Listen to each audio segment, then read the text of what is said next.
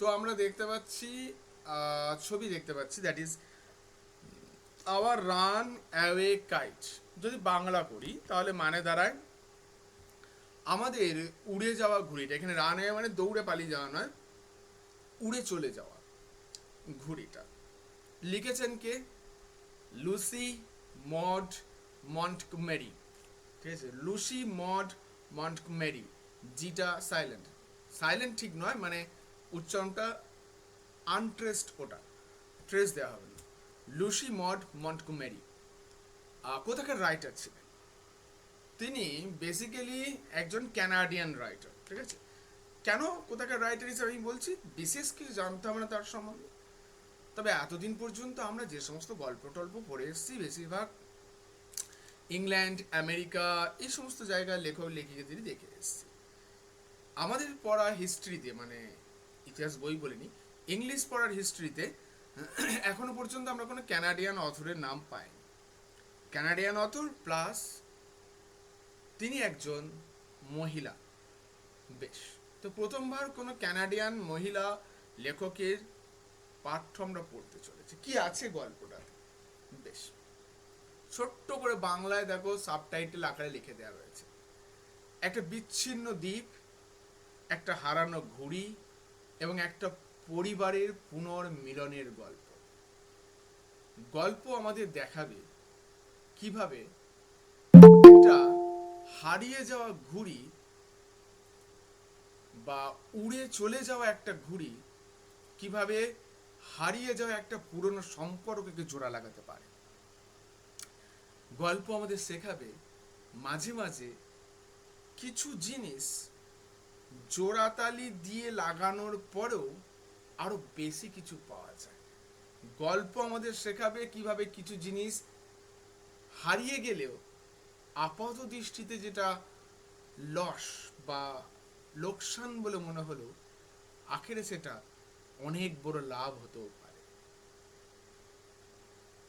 একটা ছেঁড়া ঘুড়ি বা একটা পালিয়ে যাওয়া, উড়ে যাওয়া ঘুড়ি কিভাবে পুরাতন সম্পর্কগুলোকে ফিরিয়ে এনে দিচ্ছে, সেটা নিয়েই একটা গল্প, একটা কাইন্ড অফ ইমোশনাল স্টোরি বলতে পারো।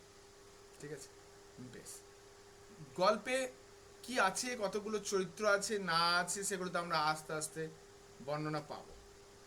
গল্পে দেখতে পাবো একটা দ্বীপ, যে দ্বীপে ছবিতে যেমন দেখতে পাচ্ছ তিনজন, মাত্র তিনজন থাকে। ন্যারেটর, তার একটা দাদা এবং ন্যারেটরের বাবা। দ্বীপের নাম বিগ হাফ মুন বলে পাবো আমরা। ঠিক আছে, এরপর আস্তে আস্তে গল্পে চলে আসি এবং বই প্রত্যেকের সামনে খোলা রাখবে। আমরা সেই গল্পটা চলো প্রত্যেকে পড়ে নিই টেক্সটটা। এক মিনিট দাও। Lesson number 5, our run away kite. প্রত্যেকে বই নিয়ে বসবে। ইউনিট 1। অফকোর্স, এটা সত্য বা নিশ্চিতভাবে, there was nobody for us to play on the big half moon. এটা সত্য যে বিগ হাফ মুনে আমাদের সঙ্গে খেলা করার মতো কেউ ছিল না। We just had to make the most of each other. আমাদের একে অপরের পক্ষে সব থেকে বেশি যতটা পরিমাণ নেওয়া সম্ভব নিতে হতো। অ্যান্ড উই ডিড, এবং আমরা তাই করতাম। মানে নিজেদের মধ্যে যতটুকু সব থেকে বেশি আনন্দটাকে উপভোগ করা সম্ভব, আমরা ততটাই করতাম। We live on the big half moon island. আমরা বসবাস করতাম বিগ হাফ মুন দ্বীপে। এখন বলবে স্যার এটার বাংলা মানে কি? এখন আমাকে যদি কেউ জিজ্ঞেস করে স্যার কলকাতার বাংলা মানে কি, আমি কি বলবো? কলতলা বলতে তো পারবো না, আমাকে কলকাতায় বলতে হবে। সুতরাং বিগ হাফ মুন এরকম বাংলা মানে করো না, অর্ধচন্দ্র দ্বীপ এরকম করে বলো না। একটা জায়গার নাম, ওইটাই তার নাম। ঠিক আছে, ওটার বাংলা মানে করবো না। বিগ হাফ মুনকে আমরা বিগ হাফ মুনই বলবো, ওই দ্বীপটার নাম ওটা। তাহলে ন্যারেটর অর্থাৎ গল্প যিনি বলছেন, তিনি বলছেন আমরা বসবাস করি বিগ হাফ মুন দ্বীপে। কে কে?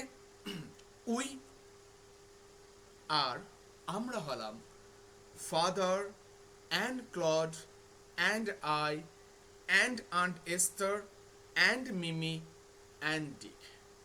যদি কাউন্ট করি তাহলে 6 জন। ন্যারেটর বললেন, আমরা এই দ্বীপে বসবাস করছি। বাবা ক্লড, ক্লড একটা চরিত্রের নাম, আমি, আন্ট এস্তার একটা চরিত্রের নাম, ডিক একটা চরিত্রের নাম, মিমি একটা চরিত্রের নাম, এই 6 জন।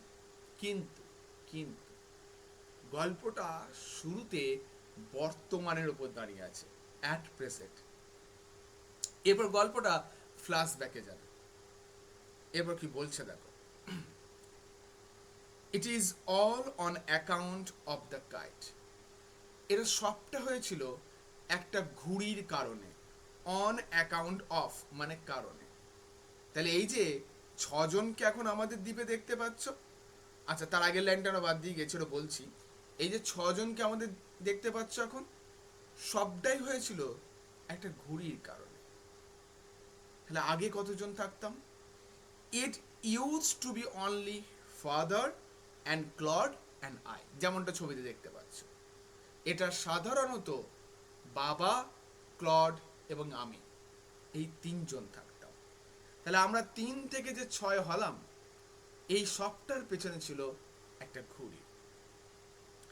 This is what I want to tell you about. এটাই হলো সেই গল্প যেটা আমি তোমাদের বলতে চাই। তার মানে এইবার ন্যারেটর আমাদেরকে গল্পে নিয়ে যাচ্ছেন, that is in a flashback situation. হয় না, মাঝে মাঝে আমরা অতীতের গল্প শোনাই না, তো এইবার আমাদেরকে অতীতে নিয়ে যাচ্ছেন। এই গল্পটা কিন্তু বারবার ফ্ল্যাশব্যাকে যাবে, একবার প্রেজেন্টে আসবে আর ফ্ল্যাশব্যাকে যাবে, ঠিক আছে? প্রেজেন্ট এবং পাস্টের মিশ্রণ। তো বর্তমানে আমরা 6 জন, কিন্তু এই 3 জন থাকতাম। 3 থেকে 6 কি করে হলো, সেই গল্প আমি তোমাদের শোনাবো। তো চলো দেখি ন্যারেটর কি গল্প শোনায় আমাদের, শুনে নি। Father is the keeper of big half moon light house. এই যে ছবিটা দেখতে পাচ্ছ, তোমাদের বইয়েতেও দেখো পাতায় আছে।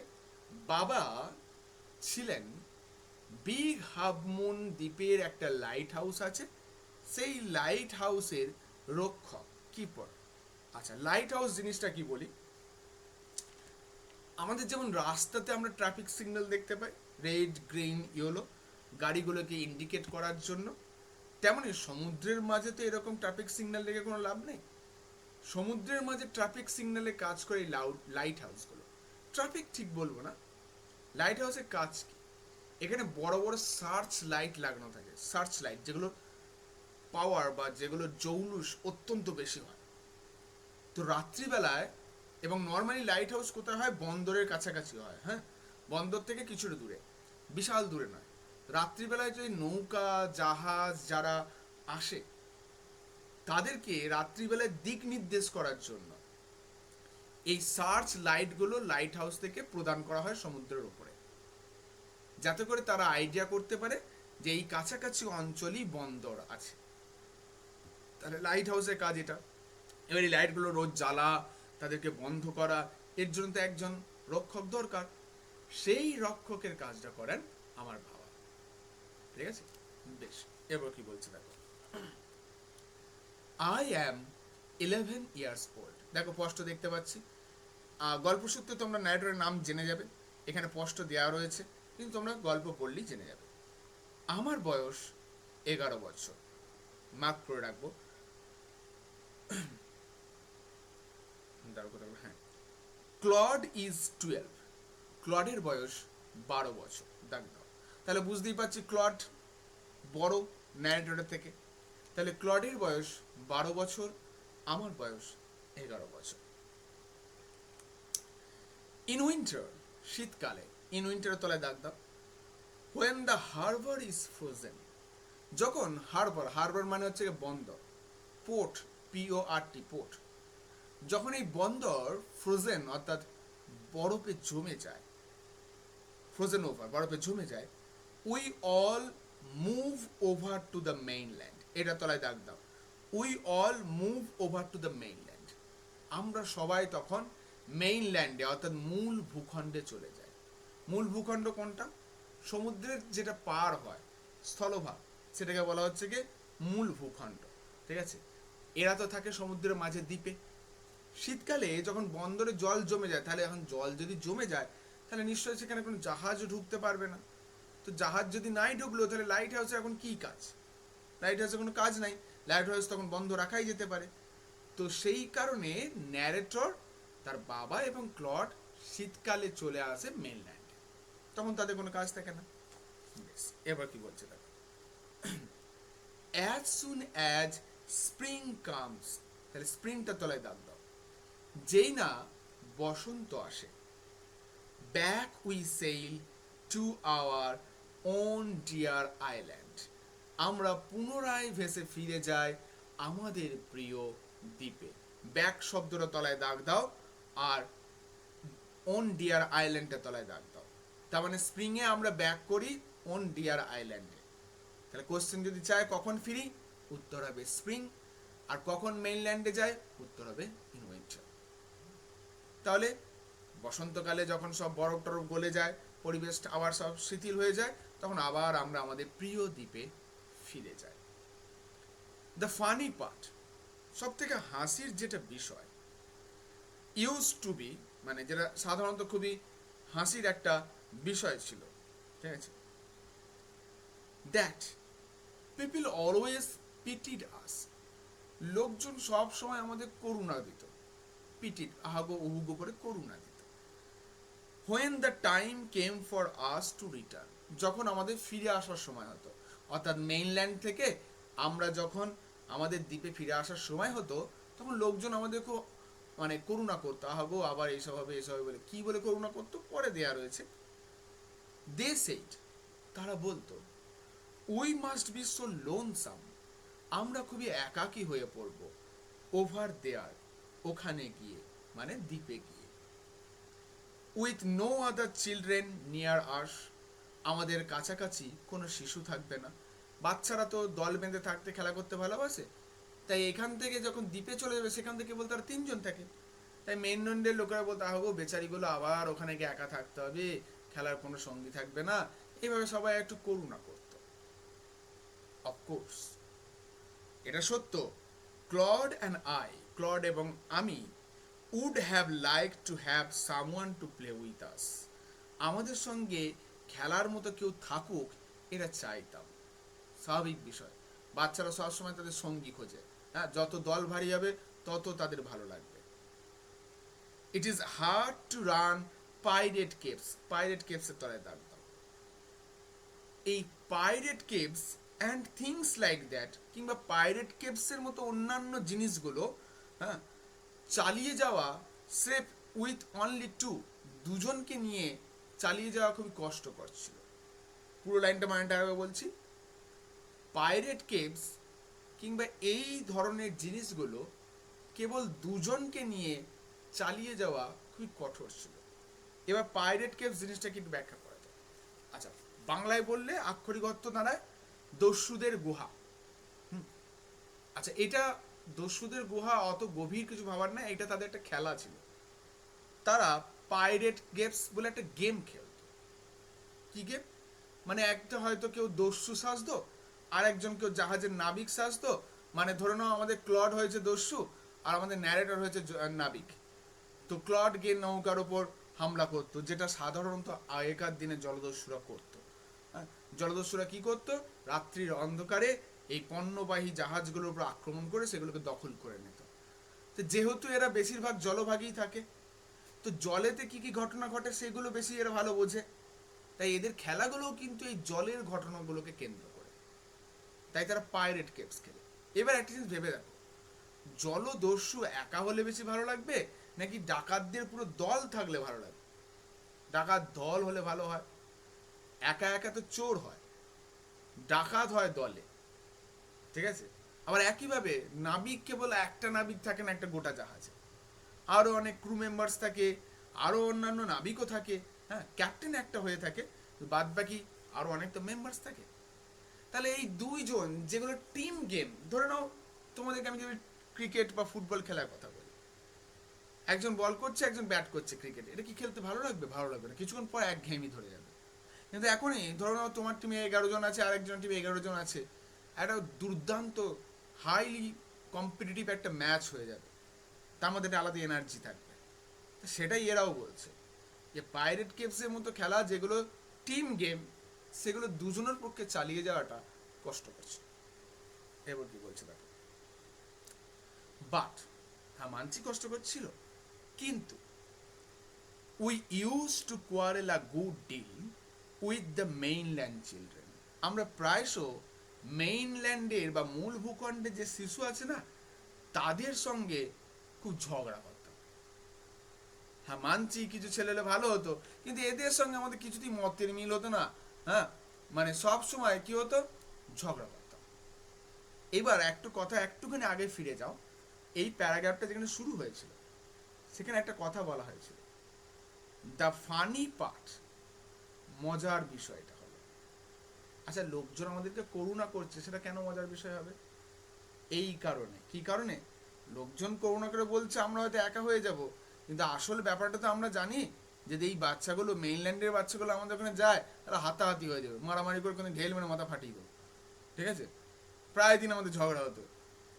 বেশ, তার থেকে সুতরাং কি হয়েছে, so it was perhaps just as well that there were none of them on the big half moon. সুতরাং এটা হয়তো ততটাই ভালো ছিল যে এই মেইনল্যান্ডের শিশুদের মধ্যে কেউই ওই দ্বীপে ছিল না। হ্যাঁ ওটা এক প্রকার ভালো, সাপে বর, নাহলে হাতা পায়ে হয়ে যেত, কোনদিনকার মাথা ফাটিয়ে দিতাম, এর বাবা চলে আসতো, ওর মা চলে আসতো, একাণ্ড হয়ে যেত। কেউ নাই, তার থেকে ভালো আছে, কারণ যখনই আসি ওদের সঙ্গে আমাদের ঝগড়া হয়। মানছি আমরা একা হয়ে যাই, কিন্তু তার থেকেও আমরা দুজনে ভালোই থাকি। Claude and I never quarrelled. Claude এবং আমি কখনো ঝগড়া করতাম না। তাহলে এদের দুই, জানতে পারবো ভাই বোন, ন্যারেটর হচ্ছে মহিলা, তো দুই ভাই বোনের মধ্যে খুব মিল ছিল, কখনো ঝগড়া করতাম না। ঠিক আছে, ঝগড়া করলে হবে, দুজনতা আছে, তার মধ্যে দিয়ে আবার একটা কেটে যায়, তাহলে তো হয়েই গেল। বেশ, টু বি সিও, এটা নিশ্চিত, father did not seem to have any relations except us. বাবাকে দেখে মনে হতো না বাবার আমরা ছাড়া কোনো সম্পর্ক আছে বা আত্মীয় আছে। This use to puzzle Claude and me. এটা ক্লড এবং আমাকে প্রায়শ পাজল করতো, অর্থাৎ হতবাক করতো। পাজল মানে হতবাক করা বা বিস্মিত করা বলতে পারো।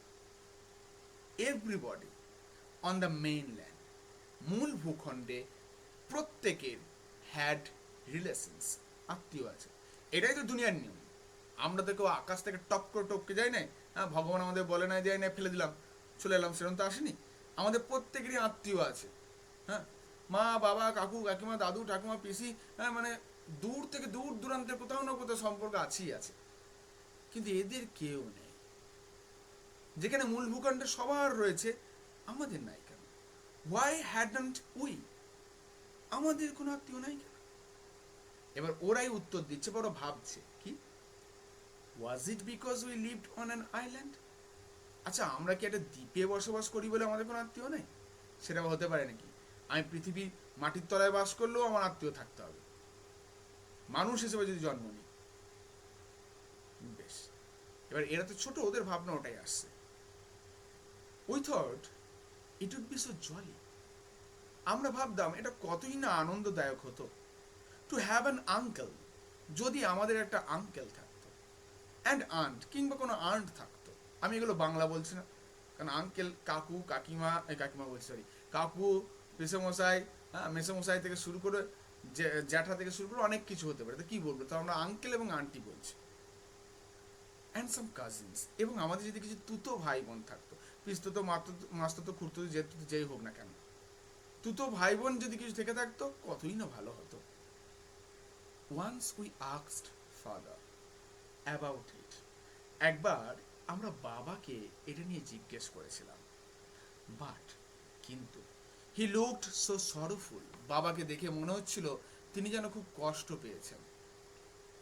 ঠিক আছে, তাহলে তারা বাবাকে একবার জিজ্ঞেস করেছিল এবং বাবা খুব দুঃখিত হয়ে পড়েছিলেন। That we wished we had not, এবং আমাদের মনে হয়েছিল যে আমরা না জিজ্ঞেস করলেই ভালো হতো, হয়তো বাবাকে কষ্ট দিয়ে ফেলেছি। He said it was all his fault. বাবা কেবল একটা কথা উত্তর দিয়েছিল, সবই আমার দোষ। মানে এটা জিজ্ঞেস করেছিল, বাবা আমাদের কোনো আত্মীয় নাই কেন, বা বাবা আমাদের আত্মীয় কি কেউ আছে? বাবা শুধু বলেছিল, সবই আমার দোষ রে। Claude and I did not understand. Claude এবং আমি কিছুই বুঝতে পারিনি হোয়াট হি মেন্ট, তিনি কি অর্থ করতে চাইলেন। হ্যাঁ, মানে 11 এবং 12 বছরের একটা ছেলে, 5-6 পড়া ছেলে, তারা এখন গিয়ে বাবাকে জিজ্ঞেস করেছে, বাবা আমাদের কোনো আত্মীয় নাই কেন? বাবা বলছে সব আমার দোষ। বলছে লে পাগলা, জিজ্ঞেস করলাম এক জিনিস আর বলে দিল আর এক জিনিস। হ্যাঁ, মাথার ওপর দিয়ে বেরিয়ে চলে গেল। ওইটুকু ছেলে কি বুঝবে বাবার এই কথাটা মর্মার্থ? কিছুই বুঝলো না। ও হ্যাঁ করে তাকিয়ে হলো, যাক বাবা জিজ্ঞেস করলাম এক আর বলে দিল আর এক। ঠিক আছে, তো যাই হোক, এইটুকু সে তারা বুঝতে পেরেছিল যে বাবা দুঃখিত হয়েছে বাবাকে দেখে, এটা তারা বুঝতে পেরেছিল। এবার আমরা চলে আসছি ইউনিট 2-তে। বেশ, কি বলা হচ্ছে দেখো। It is always lovely on the big half moon in summer. গ্রীষ্মতে বিগ হাফ মুন খুব মনোরম থাকে, খুব সুন্দর। ঠিক আছে, মদনদার ও লাভলি নয়। বেশ, তাহলে গ্রীষ্মতে আমাদের বিগ হাফ মুন কি থাকে? খুব সুন্দর থাকে। হোয়েন ইট ইজ ফাইন, যখন এটা মনোরম। The harbour is blue and calm, বন্দরটা থাকে নীল এবং শান্ত। ঠিক আছে, বেশ সুন্দর একটা পরিবেশ। উইথ লিটল উইন্ড, হালকা বাতাস। অ্যান্ড রিপেলস, রিপেলস মানে হচ্ছে ছোট ছোট ঢেউ। খুব সিম্পলি একটা উদাহরণ দিই, যদি তুমি কোনো একটা বদ্ধ জলাশয়ের মধ্যে ঢিল ছোড়ো, ঢিল ছোড়ার পর কি দেখবে? যেখানে তুমি ঢিলটা ছুড়লে তার চারপাশে সার্কেল করে ছোট ছোট ঢেউ বেরিয়ে যায়।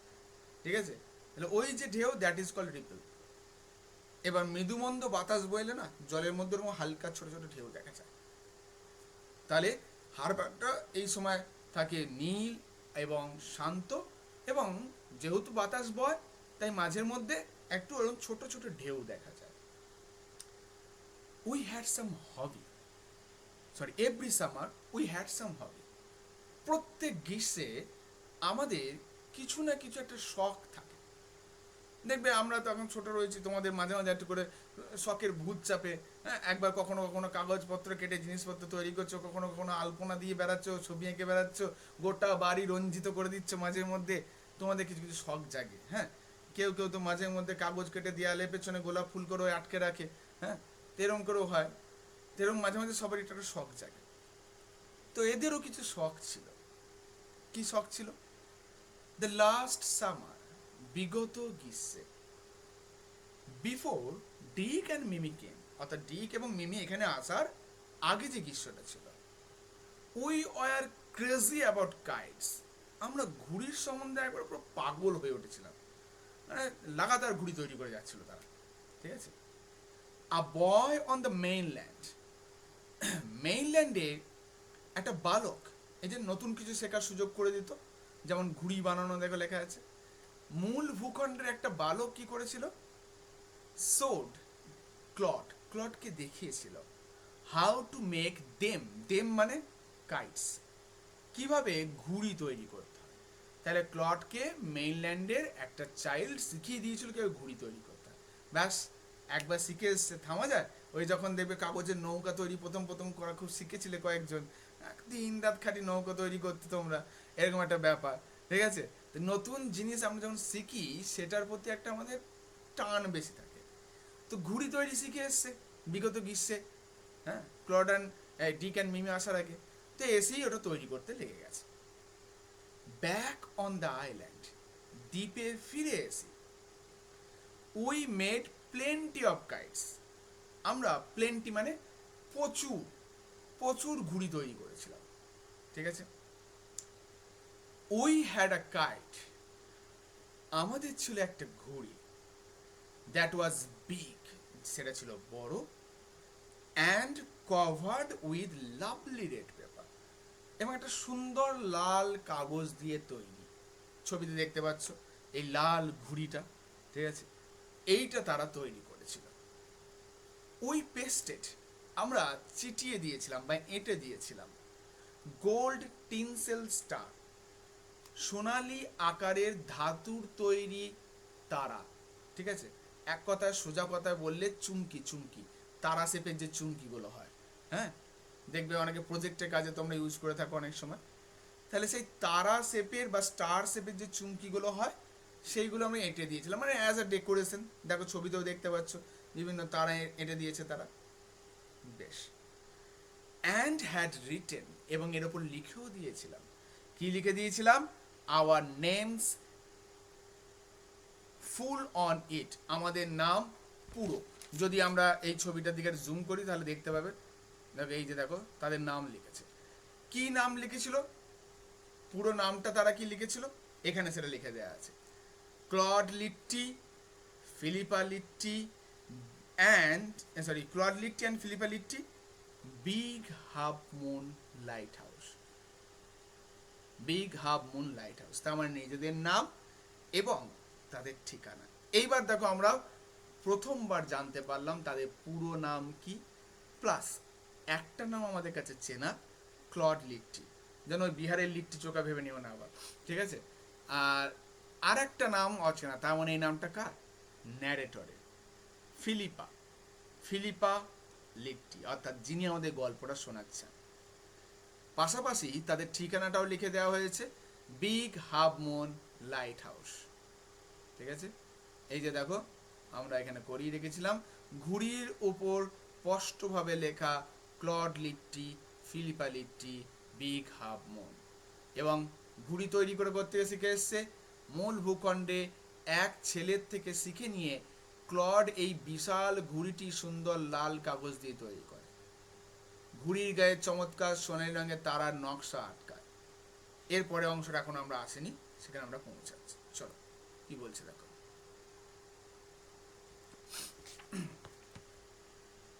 আচ্ছা, এই অংশটা কিন্তু পুরোটাই ইম্পর্টেন্ট, আমি আর দাগ দিতে বললাম না, ঠিক আছে, কারণ আমি এক্সট্রা কোশ্চেন লিখিয়ে দেবো এই জায়গাগুলো থেকে। বেশ, চলো। ওয়ান ডে, একদিন, দেয়ার ওয়াজ আ গ্রান্ড উইন্ড, সেখানে একটা বিশাল হাওয়া উঠেছিল, ফর কাইট ফ্লাইং, ঘুড়ি ওড়াবার জন্য।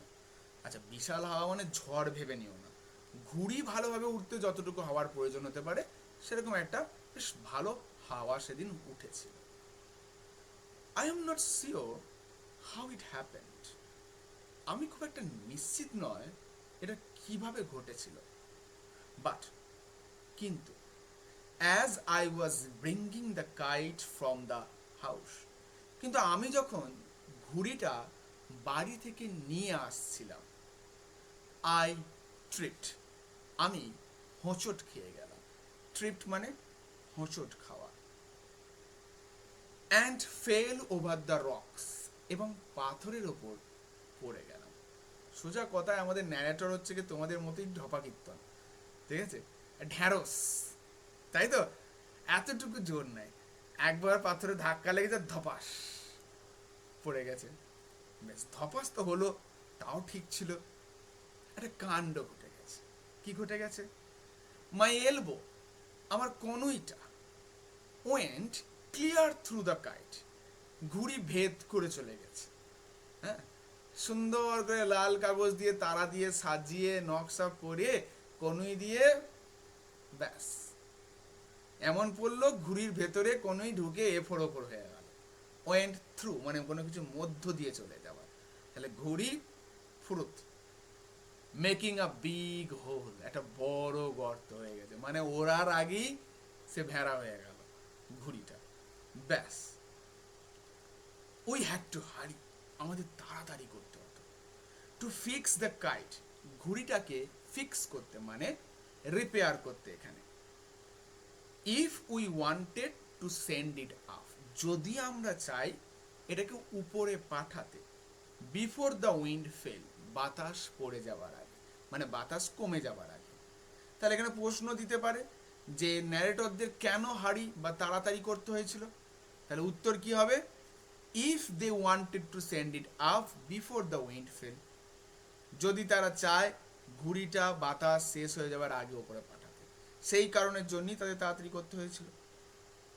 বেশ, ওই রাস্ট আমরা দ্রুততার সঙ্গে গেলাম বা দৌড়ে গেলাম into the light house, light হাউসের মধ্যে, টু গেট সাম পেপার, কিছু কাগজ আনতে।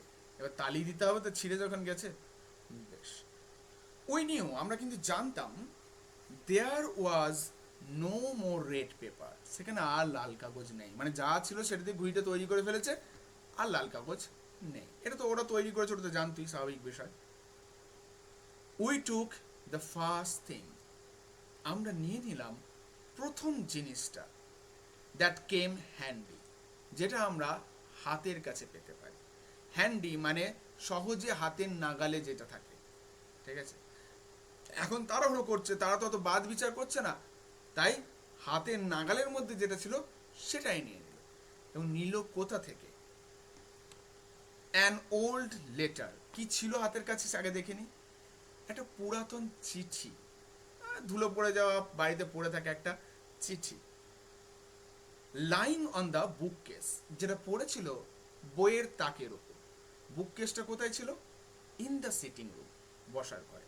তাহলে মেন ব্যাপারটা দাঁড়ালো, লাইট হাউসে ঢুকি, বসার ঘরে একটা বইয়ের তাক ছিল, সেখানে একটা পুরাতন ধুলো পড়া চিঠি হয়তো ছিল, সেটাকেই হাতের কাছে পেয়ে তারা নিয়ে চলে এলো। এই যে চিঠি, যেটা দিয়ে তারা তালি দিয়েছে, ঠিক আছে। এই একটা পুরাতন চিঠি, আমরা একটু পরে দেখতে পাবো এই চিঠিটার সম্বন্ধে। বেশ, কি বলছিলাম? উই প্যাচড, প্যাচড মানে তালি দেওয়া, হ্যাঁ। We patched the kite up with the letter, আমরা চিঠিটা দিয়ে ঘুড়িটাকে তালি দিলাম। আর সিট অন ইচ সাইড, একটা করে পেপার প্রত্যেকটা দিকে, মানে এ পিঠে একটা, ও পিঠে একটা, শুধু এক পিঠে তালি দিলে তো হবে না। বেশ, and dried it by the fire. আচ্ছা, বাই মানে হচ্ছে এখানে পাশে, যেন এমনটা ভেবে নিও না যে আগুনে গিয়ে আমরা শুকিয়ে নিলাম, আর ওটা কাগজ, আগুনে শুকালে ওইখানে একবারে ছাই হয়ে উড়ে যাবে, ঠিক আছে। ঘুড়ি আকাশ আর উঠবে না, ওখানেই ছাইটা উঠবে।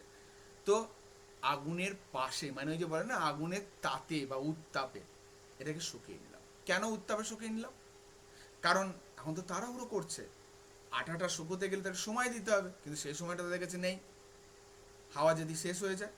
তাই তারা দ্রুত আগুনের পাশে এটা শুকিয়ে নিল।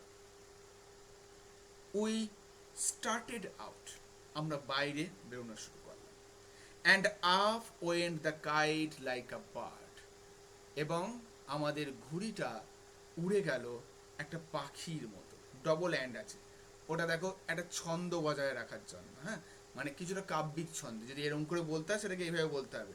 We started out and up went the kite like a bird, কবিতার মতো জিনিসটা, ঠিক আছে। এবং আমাদের ঘুড়িটা তারপর পাখির মতো আকাশে উড়ে গেল।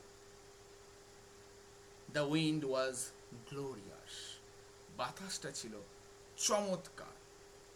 অ্যান্ড ইট সোড, এবং এটা ভেসে গেল। অল অ্যাট ওয়ান্স, তারপর এক মুহূর্তে, স্ন্যাপ, আমাদের ঘুড়িটি পটাস ছিঁড়ে গেল।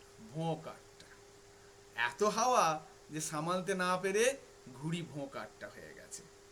অ্যান্ড দেয়ার ওয়াজ ক্লড, এবং সেখানে ছিল Claude, standing with a bit of cord in his hand, তার হাতে ওই সুতোর একটু অংশ নিয়ে সে দাঁড়িয়ে আছে। লুকিং ফুলিশ, বোকার মতো তাকিয়ে। তার মানে ক্লড আকাশ দিকে হাঁ করে তাকিয়েছে, যা কি হলো, মানে এত তাড়াহুড়ো করলো বেচারারা, তালি তুলি ন্যাকড়া নুড়ু নিয়ে এসে শুকিয়ে মুখিয়ে একাকাণ্ড করলো, দিয়ে কি হলো, এত হাওয়া, ঘুড়ি ভোঁকারটা। দেখো, অনুকূল বাতাস ছিল ঘুড়ি ওড়ানোর জন্য, আবহাওয়া ছিল চমৎকার, তারা একে অপরের সংকেত দিয়ে, আচ্ছা ওটা এখনো পাইনি, ওটা আমরা পরে পড়বো। বেশ, আর দুর্ঘটনাটা কি ঘটলো? হঠাৎ সুতো ছিঁড়ে গেল, বিশাল লাল ঘুড়িটি পাখির মতো উড়ে চলে গেল। এখনো পাইনি, ওটা পারবো। আচ্ছা, মাঝে একটা লাইন সম্ভবত আমরা বাদ দিয়ে গেছি, হ্যাঁ। এই যে লাইনটা, কি খেলাটা তারা খেলতো, হ্যাঁ, ওই লাইনটা মনে হচ্ছে যেন আমি সামহাও বাদ দিয়ে চলে গেছি, যেটা 40 নম্বর পেজে ফার্স্ট প্যারার লাস্ট লাইন ছিল। এই যে ঘুড়ি নিয়ে তারা কি খেলা খেলতো, একবার চট করে বলে দিই, দেখে নাও একবার। Claude would go around to the other side. Claude দ্বীপের অপর প্রান্তে যেত, অফ দ্য আইল্যান্ড দ্বীপের, and we would play secret mariners. এই সিপ্রেট ম্যারিনার্সটাও একটা গেম, হ্যাঁ, আমরা আগে পড়েছিলাম ক্লাস 9-এ সিপ্রেট সেইলর, একটা তোমাদের চ্যাপ্টার ছিল, রবিনসন ক্রুশো, ঠিক আছে। তাহলে সেই সিপ্রেট ম্যারিনার খেলা খেলতাম, মানে ঝড়ের কবলে পড়া নাবিক, এরকম একজন একটা খেলা, ম্যারিনার মানে নাবিক। Signalling to each other with kites, আমরা একে অপরকে ঘুড়ি দিয়ে সিগন্যাল দিতাম। কীরকম? হয়তো দেখা গেল ক্লড হয়েছে নাবিক, আর আমাদের ন্যারেটর ফিলিপা সে দ্বীপের বাসিন্দা। তাহলে ক্লড বিপদে পড়েছে, তাই ঘুড়িতে এরকম করে ঘুড়ি উড়িয়ে, হয়তো সাদা ঘুড়ি উড়িয়ে বিপদের সংকেত দিত, কিংবা ঘুড়িতে কিছু লিখে সংকেত দিত। আর এদিক থেকে ফিলিপা একটা ঘুড়ি ওড়াতো, মানে আমাদের ন্যারেটর একটা ঘুড়ি ওড়াতো এরকম করে, দিয়ে ও সিগন্যাল দিত যে হ্যাঁ আমি তোমাকে দেখতে পেয়েছি। এরকম একটা খেলা, ইমাজিনারি কাল্পনিক একটা খেলা তারা খেলতো। বেশ, চলো আবার যেখানে আমরা ছিলাম সেখানে চলে আসে। তাহলে ক্লড কি করলো? হাঁ করে বোকার মতো তাকিয়ে রইল। আওয়ার কাইট হ্যাড সেইলড, আমাদের ঘুড়িটি উড়ে গেছে। Away over to the mainland, দূরে মূল ভূখণ্ডের উপরে। এই যে দেখো, বিগ হামুন দিক থেকে সমুদ্রের ওপর দিয়ে দীর্ঘ উড়ান দিয়ে মূল ভূখণ্ডে এসে পৌঁছেছে ঘুড়ি। এইটা হচ্ছে ঘুড়ির যাত্রা, একটা দীর্ঘ পথ অতিক্রম করে সে উড়ে চলে গেছে, কারণ হাওয়াটা খুব ভালো ছিল, তার জন্য অতি সহজে সেটা অতিক্রম করে চলে গেছে। গ্লোরিয়াস উইন্ড ছিল, ঘুড়ি ভোঁকারটা হুড়ুত কাঁই, তাই তো? তাহলে মাঝখান থেকে বেচারিদের এত পরিশ্রম মাঠে মাঠে কাটে। এরপরে আমরা চলে আসছি তাহলে এবার ইউনিট 3, যেখানে এবার শুনবো প্রাপ্তির গল্প। এতক্ষণ শুনলাম হারানোর গল্প, দেখা যাক প্রাপ্তি কিভাবে হচ্ছে। চলো। A month later, a letter, দুটো শব্দ লক্ষ্য করবো, ল্যাটার আর লেটার। ল্যাটার মানে হচ্ছে পরে, আর পরের লেটার মানে চিঠি। 1 মাস পরে একটা চিঠি এলো, কেম ফর ফাদার, বাবার জন্য। আফটার হি ফিনিশড ইট, তিনি এটাকে পড়ে শেষ করার পর, his eyes looked as if he had been crying, তার চোখগুলো দেখে মনে হচ্ছিল বাবা যেন কাঁদছিল। বাবা বলছে, do you want to know what became of your kite, তোমরা কি জানতে চাও তোমাদের ঘুড়িটার কি হয়েছে? হি সেড, বাবা বললেন। দেন হি স্যাট ডাউন বিসাইড আস, তারপর তিনি বসে পড়লেন আমাদের পাশে। And told us the whole story, তারপর আমাদের পুরো গল্পটা শোনালেন। বারবার বলেছি গল্পটা ফ্ল্যাশব্যাকে যাবে। আবার দেখো বর্তমানে চিঠি এলো, আবার ব্যাকে যাচ্ছে, বাবার লাইফে গল্প কি হয়েছিল। এইবার উত্তর পাবো বাবা কেন বলেছিল সব আমার দোষ, সেইটার উত্তর এবার এইখানে দেয়া হবে। তখন তাদের মাথায় ঢোকেনি, এইবার তাদের মাথায় ঢুকবে। ফাদার হ্যাড আ ব্রাদার, বাবার একটা ভাই ছিল, অ্যান্ড আ সিস্টার, একটা বোনও ছিল। সুতরাং তারা কিন্তু আত্মীয়হীন নয়, তাদেরও রিলেশন ছিল। বাবার এক ভাই ছিল, বাবার এক বোনও ছিল। বেশ, এবার গল্প দেখে কি হয়েছিল।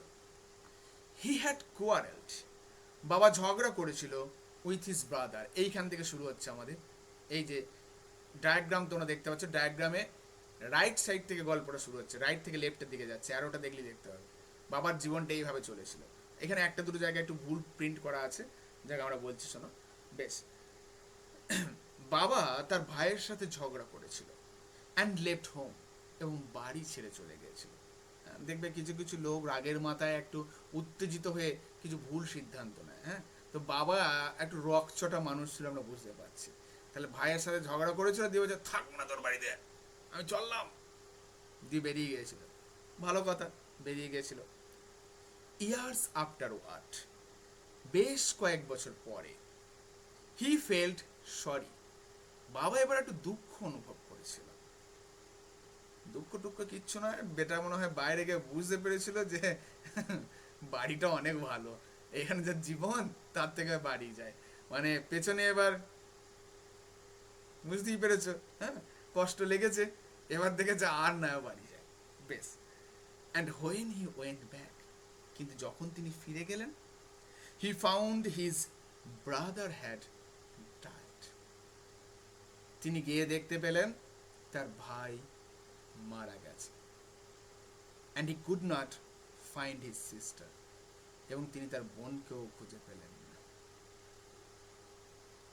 এখানে আমাদের ভুলটা কোথায় দেওয়া আছে, এখানে প্রিন্টটা ভুল হয়েছে, আন্ট এস্তার পরে তার ভুল বুঝতে পেরে ফিরে আসেন, আন্ট এস্তার না বাবা, ঠিক আছে, বাবা তার ভুল বুঝে পরে ফেরত এসেছিলেন, কিন্তু দেখেন তার ভাই ততদিনে মারা গেছে এবং আন্ট এস্তার নিরুদ্দেশ, এই জায়গাটা পুরো ভুল হয়ে গেছে টাইপটা, হ্যাঁ। এরপর থেকে দুই ভাই বোনের মধ্যে আর কোনো যোগাযোগ ছিল না, স্বাভাবিক বিষয়, বোনকে খুঁজে পাচ্ছেন না, ভাই মারা গেছে, তাহলে আলটিমেটলি কি হলো, রাগের বসে মানুষ অনেক ভুল সিদ্ধান্ত নেয় এবং আখেরে ক্ষতি নিজেদেরই হয়। আরো কিছুটা সময় তার ভাইয়ের সঙ্গে কাটাতে পারতো, আরো কিছুটা সময় যদি থেকে যেত, তাহলে আজ তার বোন থেকে তাকে আলাদা হতে হতো না। শুধু রাগের বশবর্তী হয়ে বাবার কিছু ভুল সিদ্ধান্তে এই কাজটা হয়েছিল, তার জন্যই তিনি বলেছিলেন ইট ওয়াজ অল মাই ফল্ট, এটা সবটাই আমার দোষ ছিল, সত্যি বাবারই দোষ ছিল। এবার কি বলা হচ্ছে দেখো, তাহলে বাবা আর বোনকে খুঁজে পেলেন না। The letter father had just received, চিঠিটা যেটা বাবা এইমাত্র পেয়েছে, ওয়াজ ফ্রম হিজ সিস্টার, এটা ছিল তার বোনের কাছ থেকে। আবার সম্পর্ক জোড়া লাগছে, আন্ট এস্তার, তার বোন আন্ট এস্তারের কাছ থেকে আসা এই চিঠি, mother of Dick and Mimi, যিনি ছিলেন ডিক এবং মিমির মা। সি ওয়াজ আ উইডো, তিনি ছিলেন একজন বিধবা, তাহলে আন্ট এস্তারের স্বামী মারা গেছে, তাই তিনি বিধবা। Who lived hundreds of Miles inland, মানে মূল ভূখণ্ডের ভিতরে, 100 মাইল ভিতরে যাকে বলা যেতে পারে, মানে মূল ভূখণ্ডের অনেকটা ভিতরে বসবাস করতেন। ওয়ান ডে, একদিন, when Dick and Mimi were out in the woods, ছবিতে যেমন দেখতে পাচ্ছ, ডিক এবং মিমি কি করেছিল, জঙ্গলে গিয়েছিল। দে ডিসকভার্ড, তারা দেখতে পেয়েছিল, the kite on the top of a tree, গাছের ডালের ওপর একটা ঘুড়ি, অ্যান্ড ক্যারিড ইট হোম, এবং তারা এটা বাড়িতে নিয়ে গেছিল, যেটা হয় ছোটবেলায় ঘুড়ি দেখেছে, একটা ঘুড়ি পেয়েছে, তারা শখের বসে ঘুড়িটা নিয়ে গেছে বাড়িতে। When their mother saw the kite, যখন তাদের মা দেখলো ঘুড়িটা, প্যাচড উইথ দ্য লেটার, চিঠিটা দিয়ে তালি দেওয়া, she turned pale, aunt Esther বিবর্ণ হয়ে গেলেন ঘুড়িটা এবং চিঠিটা দেখে। কেন? It was the very letter, এটাই ছিল সেই চিঠি, she had once written to her brother, যেটা কোনো এক সময় আন্ট এস্থার তার ভাইকে লিখেছিলেন। তার মানে এই যে চিঠি, যেটা ভুলবশত সাথের কাছে পেয়ে তালি মেরে দিয়েছিল তারা, সেই চিঠিটাই আন্ট এস্তারি কোনো এক সময় তার ভাইকে লিখেছিল। ওই যে একটা কথা আছে না, যেখানে পাইবে ছাই উড়াইও দেখো তাই, পাইলেও পাইতে পারো অমূল্য রতন।